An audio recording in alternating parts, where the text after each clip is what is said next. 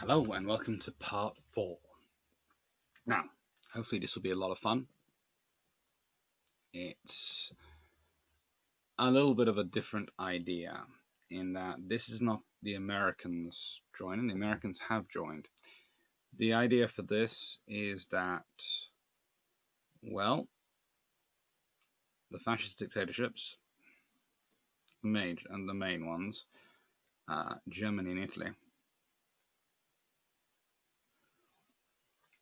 decide that everyone is getting together on the world stage and they are being ignored. Now they have two options in this scenario. One is declare war on the Allies and start pushing themselves to get themselves attention. The other option, and this is the one this particular scenario is looking at, is they decide to join the Allies against the Japanese. Now, listen to this and look it out. At this particular time, Japan isn't that valuable to them. They don't have agreements with Japan. The Allies are off fighting a war. They want to be big on the world stage. They want to be powerful on the world stage. If they don't go, they're basically admitting that they can only do stuff in Europe. Now, Italy has about 2 old battleships and a few cruisers. Germany has Scharnhorst, Gneisenau, and 3 Panzerschiffe, that is the Deutschland class. That is pretty much what would probably be deployed. They might, it won't be a large force, but I think they would have deployed them. And we'll go into this and what exactly their experience will be. I think the interesting thing would have been the impact. Anyway, hope you enjoy. Please remember to like, share, subscribe, all that stuff. More important, especially if you do, more importantly, please enjoy. And as I said before earlier, any questions you have before the live on Monday, which will be at 6 o'clock British Standard Time, please go to Discord. Have a chat with me and Dan of Mordor there. And without much further ado, I'm going to disappear for a second. And we're going to have disappear.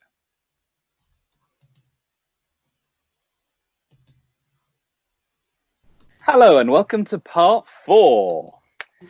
Right then, so the previous scenarios we've been over have been part 1, which was the introduction to the Tsingtao events and what happened. Part 2, British and limited European allies versus Japan. Part 3, America joins in. Part 4. Now, part 4 is the beginning of the really sort of interesting counterfactual histories, because we can technically have 3 of these. So we have part 4, which we're going to look at, is the Italians and Germans joining the Allies. Part 5 is going to be the Italians and Germans attacking the Allies, at what point they do that. And part 6 we may or may not do, which is America deciding to join the side of the Japanese and what the frick goes on there. Yeah. Just under that random circumstance of, I don't know, space bats come in and manage to make the Americans join the side of the Japanese. We might do that. We might leave that one. We're going to think about that. But anyway, Yeah. This one is the Italians and Germans decide in their lust for glory. So it would take place after the Americans had joined up. So the incident happened. The Americans have joined. And the thing is, at this point, you have got Mussolini and you've got Hitler, who have been, thanks to the Munich crisis and various other things, are used to being center of the world political stage. And suddenly, Stalin is at the center of the world stage because he's fighting against the Japanese. You have the British, and they are no longer center of attention. But they're also not very strong. No, but they have got some naval forces. They have got some ground forces. Yes. And they also have interests in China. Yes. And you've got Germany was supporting the Chinese nationalists until about 1938, until they did sign the Anti-Comintern Pact with the Japanese. Mm-hmm. That was the only thing that stopped the Germans from supporting the Chinese nationalists. So the Chinese nationalists had quite a lot of healthy support from the German army. Yeah. So, and we've also got the Germans sitting there going, and this is in the earlier parts of 1939, they're sitting there going, I need to trade with Russia because Russia has materials I need. Mm-hmm. I get my oil from Russia or from across the Atlantic from the US, basically, or Venezuela. Yeah. I've signed a pact with the Japanese, but currently the Japanese are no use to me because they are also dependent on similar things to me for aid and are bogged down in a land war in Asia, which we all know goes so well. And just picked a fight with the whole world. Yes. And I want to keep the Soviets kind of happy. And yeah. I want to keep my position on the world stage. I want to look like, this is the thing, both Mussolini and Hitler are driven by their idea of their power and their presence. You know, Mussolini was obsessed with the Roman Empire. Hitler is obsessed with a 1,000-year Reich. They want to be the world powers. You are not a world power if there is a massive world war going on and you are sitting on the sidelines being looked at and everyone's going, yeah, you're just in Europe, mate. That's all you can do. Yeah. You're a regional power. You're an also-ran. I would reckon Scharnhorst and Gneisenau go out. That's what I'd reckon the Germans would deploy. I don't see how much... Their destroyers really aren't long enough range to get out and actually be much of a help. If they do end up out there, I have a feeling... Again, Keyes would probably be sitting them, because I think, again, Supreme Commander would still be Keyes. I think the Germans and Italians would have to accept that. Yeah. But they would be more likely to accept a British Supreme Commander again than they would an American one. So that would actually reinforce the likelihood of the British Supreme Commander. It would be interesting from the perspective of the Royal Navy in terms of if the German major capital units and the Italian major capital units that are viable are all going out to the Far East. Does the Royal Navy need to keep major capital units back in the home waters? Do the French? Wow. Just think of the Navy which could end up fighting against the Japanese under this scenario. And it isn't... I wouldn't call this a very far-fetched... the strongest Navy in Europe. Yes, because everyone else is up in the Pacific. We can all be slightly scared about it. Because if I'm Poland and I'm still sitting there stuck between Hitler on one side and Stalin on the other... I am still not a happy bunny. And I am not sending my fleet out to the Far East, no matter how many people beg. Yes. But it's an interesting scenario because you have the Italians have some cruisers, etc., which could come out. The Italians have lots of ships which could go. They've got their older battleships. Yes. They've got long-range submarines, some very good long-range submarines. The Regia Marina's submarine force is good. And I mean, the main thing that hamstrung the Regia Marina was lack of oil and things. It's not lack of, and lack of senior leadership, very senior leadership. But actually, their ships are bravely fight when they get a chance. Yes, and in this scenario, their senior leadership gets a crash course. Yes. And now the big question is, and the Germans, thinking about it, they can send back all the training cadre to help the Chinese nationalists again very easily. So they've got a ready-made thing because they've already got relationships. They can just slot straight back into that. And a Condor Legion would probably rise again. Yep.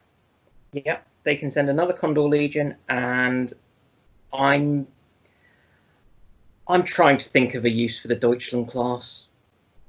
Oh, they guard over the Scharnhorst and Gneisenau. They'd just be out there. They probably no, they can't keep up with the Scharnhorst now, can they? They can't even really be their escorts. To be fair, the Royal Navy would probably stick them with the R-class battleships and the aircraft carriers. That would work. Your job is to escort and protect the aircraft carriers and stop them being attacked. Yeah. Because they could keep up with the R-class. Yeah, you've got some slow 11-inch guns, and yeah. Any Japanese heavy cruiser shows into way. Hello. Yeah. About the only time they become a viable, useful asset. Yes, I mean we have to tweak things quite a lot to make them that, but yeah, they would have to learn how to refuel it. Well, they could refuel at sea, so that would be okay. Yeah. And that would be the other interesting thing would be the fact that the Royal Navy do have oilers and these sort of things, but of course, again, you would have replenishment at sea going on. You would have a huge number. I think the Germans and Italians getting involved does have an impact on how forces are employed, and it does create a very interesting scenario whereby they get up close and personal views on how Allied navies work.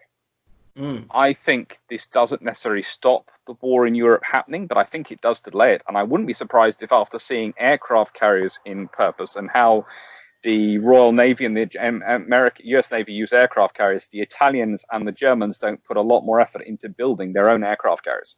Yeah, I mean the other things that you're going to get are just from the proximity in a friendly way. You're going to get things like the because there's the classic thing which I've always around the Battle of Britain, where the RAF and the Germans assumed that each of them organised their squadrons the same way. So the RAF would give a squadron 24 fighters, so that and about 24 pilots, so that at any given time they'd have 12 serviceable. The Germans would give it 12 fighters, and at times it might only have 3 that could get off the ground. Mm-hmm. And so they're suddenly going to know more about each other, and because you can't fight alongside somebody and not let slip some. There's going to be an interaction, and there's going to be a lot of information. There's going to be information exchange anyway for them to work together. Yeah. So even if the Germans are still lying and claiming they've got lots of divisions somewhere, actually, there's going to be some Germany lets on that there isn't. Mm-hmm. And I think that the Germans are going to be scared of the potential, because what they're not necessarily going to see is the grossly inept French command and coordination of their army, which is what really sinks them in the Battle of France. Mm-hmm. That's going to be the one thing which they won't see. Because the way this develops, you're going to have the best of the best are going to be sent out, and it's going to be small forces joined together. But it's also expeditionary, so they don't have the option of relying on their telephone lines and things like that. And the distances are going to be vast, so you can't send a dispatch rider. Yeah. You've got to use radio. So all of a sudden, all of those things that are the reason why the French army doesn't perform to what on paper it should do aren't there. And it has to learn it. So you suddenly get you get a burst of development in the militaries. Yes. Which the Spanish Civil War hasn't seen. The Abyssinian crisis hasn't seen. So land forces, all of them, get a burst in experience in fighting a modern war, in coordinating air support and all these things. This is another reason why I think the Germans and Italians come along, because the Germans and Italians have been involved in the Spanish Civil War and have known how things have developed there. They're not going to want to be too left behind. Yeah. They're going to want to see what the Allies can. They're going to want to get legations in the new China. They're going to, when Shanghai gets set up again as another international city, they're going to want to have big things there. They're going to want to have interests. A big presence. So they are a global power. So they are a world power, because they do believe themselves to be a global world power. And this is the thing. This is why I think they do end up coming in alongside. For the Allies, that's both a blessing and a curse. It's a curse because you have to start coordinating Italian and German politics more than you have to. Their forces will probably practically quite happily slot in and be worked out, but their politicians will probably want command outside. Remember, Kaiser Wilhelm wanted a world marshal during the Boxer Rebellion.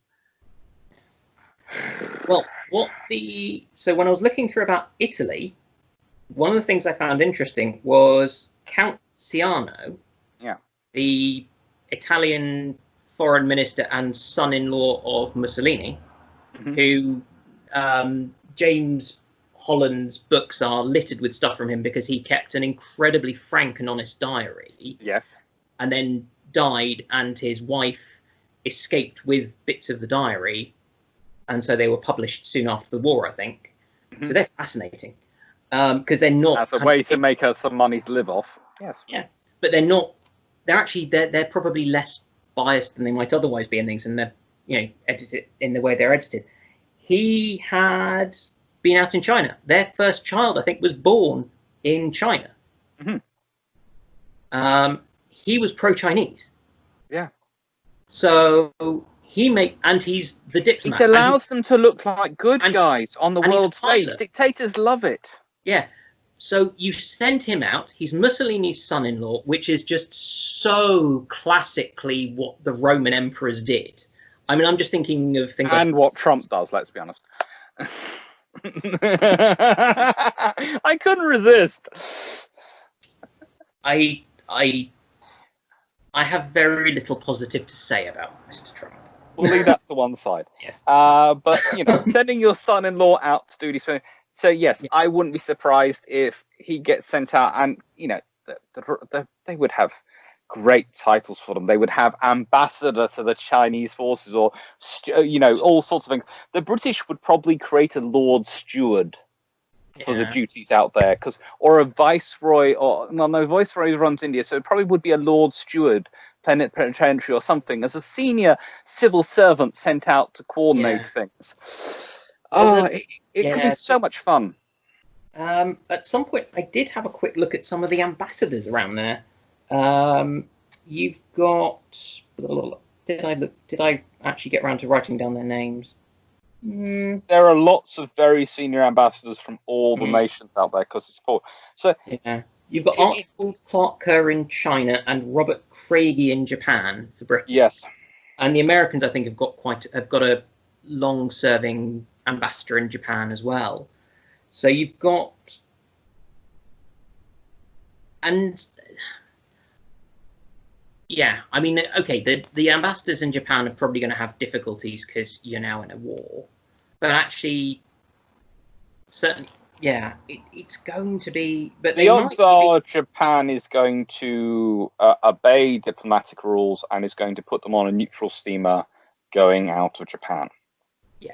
So they will have ended up somewhere else. Probably the neutral steamer will have left, and originally, especially as America delays getting in, they might well have been on an American ship heading for America.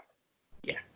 The interesting one is when you have the Americans go out, and do they join a German ship? Well, again, the Germans and Italians might be joining. It becomes a complicated scenario. It's Norwegian. Who is around. Norwegian, yes, Norway. Although, again, Norwegians wouldn't be getting involved. They wouldn't if they get. It's not their sort of scene to get involved. But they don't have an expeditionary navy. No, and they don't have the capability. But so Norwegians will be the neutral power. Everyone will be going out probably on diplomacy. It would be a very interesting scenario. Yeah.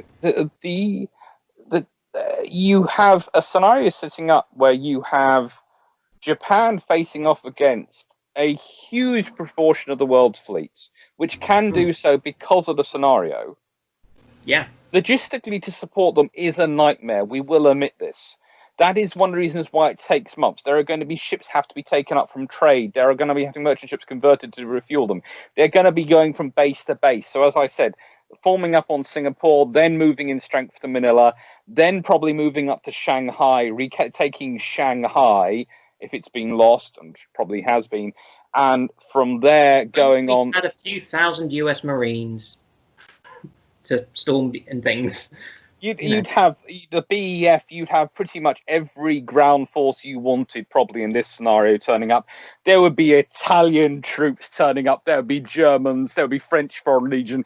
It would be the most weird command structure known to mankind, but it would be so many troops that Shanghai would be secured. Can you imagine what Italian troops might be capable of if you gave them decent logistics? If you gave them logistics which the Royal Navy isn't plundering wholeheartedly and destroying before it even gets there, yes, they could be actually, considering some of the stuff they could achieve, they're pretty good soldiers. This is the thing with Italy. They are hamstrung by these other things, which suddenly working with the Allies who they were in World War II, they're fighting against. In the Far East, it's the perfect, And suddenly the British are supplying their logistics rather than destroying it. And they've got tropicalized troops from fighting in Ethiopia and things. They've actually got, they've got troops in North Africa, and they've got troops in all these other places. So actually, they've got people who are used to hot weather. Yeah. For when things get really hot and steamy in South China. Mm-hmm. They have the potential to be really good. And if you get them a decent distance away from Mussolini, then... Well, that's the interesting thing. Again, if you have a supreme commander, Allied forces war in Japan, they might well have different scenarios going on with the politicians trying to interfere. But if there's a supreme commander and a command staff below him, and he will probably have deputies from each of the nations involved, a good supreme commander will have those deputies dealing with the politics coming from their governments while they organize the operations underneath. And it's worth remembering that, given this is primarily a naval expedition with some that there is going to be some land forces involved in China, but actually it's going to be hard to argue with you're going to also be needing to negotiate with the Chinese there, which is just going to throw in even more fun. Yes, but that, of course, could cause fun, because if you have the Soviets fighting on it and the nationalists fighting on in nicest way, Mao's plan of sitting out, of backing off and not attacking the Japanese suddenly doesn't work, because he's got the Soviets attacking, he's got nationalists getting a lot of supplies from probably the Allies. Yeah. So if he sits back and doesn't get involved, he's going to be completely out of the running. Yeah. So suddenly he's getting involved with his forces. But the bits of the Kriegsmarine is in a lot. The Kriegsmarine's senior hierarchy are probably the least Nazi of the German leadership. Yes. And they're going to be the ones in charge. Mm-hmm. With the exception of Dönitz, who I think was quite Nazi. Do I mean Dönitz? Mm. But Gunther Lütjens, who commanded Bismarck. Yeah. He was talking back to Hitler in 38 or 39 when I was reading about him. He was actually really not a Nazi, which is why the portrayal in Sink the Bismarck is unfair to him. So you've got the potential for them to also be creating more of an opposition potentially to some of the more extreme things, because they're going to get to know people. It just changed, because also with all of this going on, as you say, Hitler's not going to kick off a war even Hitler's not quite so stupid, I think, as to try and kick off a war and an invasion of Poland at this stage. Especially not when he can be so big on the grand stage, on the global stage. Yeah. He's probably still doing the nasty domestic policy, so I'm afraid, the Holocaust is probably still happening. I hate to mention that, but it probably is. Actually, no, what it does do is it gives the German Jews more time to get out before the Holocaust gets in, because they're not... Germany's not at war with any of its neighbours, and so the Jews, although it's going to be tricky, they're going to be being acted against, but you don't even really have the concentration camps and the yet. British will be ignoring whatever's going in Palestine, so they can get there as much as they like. Yeah, but even they just left and went wherever. Lots went to France, over here, Mhm. to the States. got- Yeah. You have a really interesting scenario going on in this one, and let's be honest, it's the thing is, they would be wanting the status of Mossad, but also the fact is their level of force they could deploy would be so relatively small. They would be able to grandstand, but they also wouldn't be able to, in other words, actually boss it around too much. No. And they would have a problem in that they would be sitting between an American and British naval force sandwich. Yes. But you would have the French, the Italians, all these things, and you would actually get to look at the navies. The navies would get to operate each other and evaluate each other. And that could cause some really interesting developments. The Germans are going to be asked why they've given their light battleships 11-inch guns. They might well start to think actually that they shouldn't have 11-inch guns from the experience out there. Yeah. Operating alongside the modern 8-inch guns, they might start thinking, hang on, this is a problem. These ships have got issues. If I'm honest, I actually think things like this,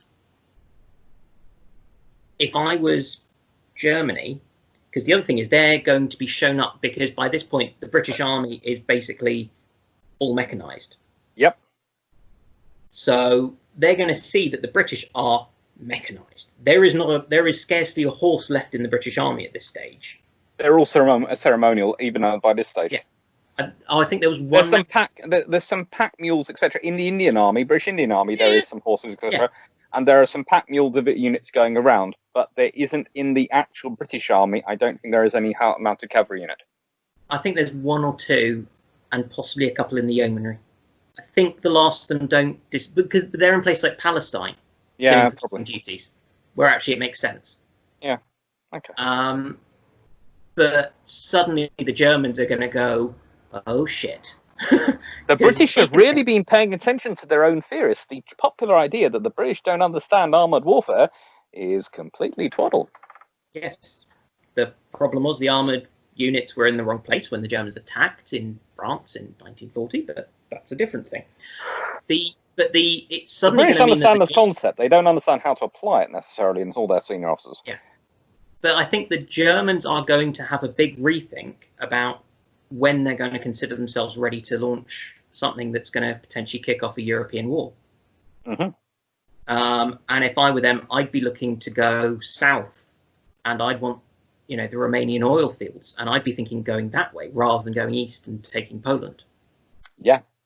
And places like Hungary and Romania and a lot of those bits are fractious. No one really likes them. No one really cares about them in Western Europe. And a lot of them are already going fascist. And also, it delays it for about 2 to 3 years, let's be honest, because you've got all the forces gone out there. You've got a fight which is going to go on. Japan, even to blockade, is not going to go down quickly. There is going to be a debate as to whether or not to launch a land force invasion. If you do decide to launch a land invasion, that is going to take a huge number of forces from around the world, because they're all going to want to get involved. Yeah. Hopefully they don't, because that's a fun thing to do. But you have all that scenario going on. It's going to delay things. This is the big thing. And the whole time they're going to be sitting looking, and the whole time the British and the Americans and others are going to be building major fleet units. Because remember, for a war in the Far East, the British do not have to stop building major fleet units to crash build a load of escorts. They will do at some point if they end up fighting a battle of Atlantic against. But there is not a battle of the Atlantic. You don't need to protect your sea lines of communication at home. In that way. Yeah. So what you will be doing is you're probably seeing the British will be accelerating their carrier program, will be accelerating their battleship program. Yeah. And this is the cruiser program. I see the Super Town class appearing. All those paper ships from World of Warships. I see also the very large destroyers. I see it's going to sound strange. I see Henderson's large destroyers suddenly start to churn out quite quickly, because the ranges they were going to be required to operate at in the Pacific are going to force them to go, these things have to be bigger. Yes. So the Royal Navy's destroyers are going to grow. And also, they're going to be, at this stage, before they are totally committed to just churning out what we can, when you've still got the kind of flexibility, should we say, in the British dockyards, because also they're not having to constantly repair things at home, you're going to see the advantages the Americans have got from their bigger ships with more fuel in the Pacific. And you're also going to have probably a build-up in Australia, Singapore, and Mumbai of facilities. Yeah. So that's, again, going to spread out the load. So if there isn't any sort of world war in Europe, Britain's going to have these facilities in the Far East to build up ships and surge them there. There's going to be probably still a surge in Canada. Canada's probably going to have a cruiser arm, as well as destroyers. But if I were Canada, I'd be making it on the Pacific coast. Yeah. It would be Vancouver way. Yeah. But the thing is, the moment you start to do that, you build up the infrastructure and get it ready, and you can, it's not easy, but you can shift it across. And there probably will be some infrastructure built up on the Atlantic coast as well, because just the space in yards to build it. And there's the expertise there, because that's the Maritimes, and that's where they've, I think, been doing a lot of their stuff. But actually, if you're going to build cruisers for a war in the Pacific and you have a vast Pacific coast, I'd build them on the Pacific. Because you can also fix things more easily where they're built. Yeah. And I'm not sure if the Canadians would have had places to build cruiser-sized warships at that stage. Destroyers, yes, because they built their own tribals. Yeah, eventually. They build up to building it. Some of them get built in the UK first. Yeah. So they've got that size capacity, but they don't have the dockyards to build something bigger at warship scale. So if you're building it de novo, I mean, it's what they did in the States. That's why they built around places like Seattle, I think, because they just kind of went, there is land, there is space, I can build a shipbuilding place here, and that's why they were knocking together the Liberty ships there. So really this becomes quite an interesting scenario for the whole world, this scenario. And I'd say America joining scenario 2 is very, very likely. Yeah. I would say this scenario is more likely than the next scenario we're going to be discussing. And we're going to do that on another day, because I have monopolized Daniel's time for 5 hours today. It's been wonderful. It's been a lot of fun, but I have monopolized time, so I'm going to let him go for now, because I think we've finished. And we'll record the next ones another day, maybe tomorrow, maybe another day when we're free. But also there's a ferry research assistant who needs exercise. Yes, he does. I'm hearing the noises. Oh. Yeah. He usually has an afternoon walk and an evening walk. Occasionally a morning walk as well, when I'm feeling really, really generous. I'll let you take him out. But it's... Yeah. It's been a lot of fun. Yeah. Thank you. So that's parts 1, 2, 3, and 4 done. Yeah. Oof. Good It may need a bit of editing down. I'll work it out, don't worry. Anyway, so thank you very much, everyone. Thank you for watching part 4. Thank you very much to Daniel, and we'll be back with the next parts, which we'll record on another day. They will all go up, though, probably the weekend. This will all come up probably the weekend before the Monday, when there is going to be the live to discuss this. God, it's going to be fun. I have a feeling it's going to be a very loud live. I think I'm going to be laughing a lot. But also, I think everyone's got people from wherever who are watching are going to be able to have a strong opinion, because we're almost certainly getting things wrong about their country. Yes, we are. And how we think that their country is going to react to these things. Because we're reading off paper. I'll be fascinated to know what people think about all of those things, because I'm totally guessing here. Yeah. That's the fun thing. Yeah. Anyway, thank you very much. Thank you. And I will stop the recording now. So thank you very much, everyone. Thank you.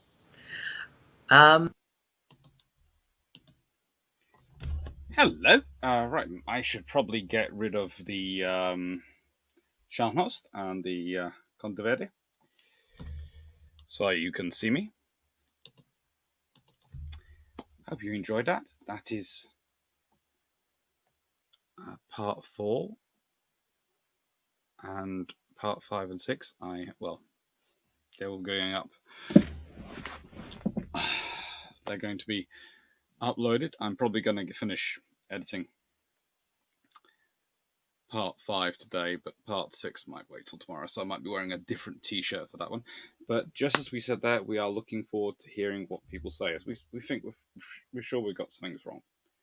We've done a lot of research looking at these, a lot of things, but this is looking at what history might have been. This is one of those points in time where the world thickens, where you are not quite sure what's going to come.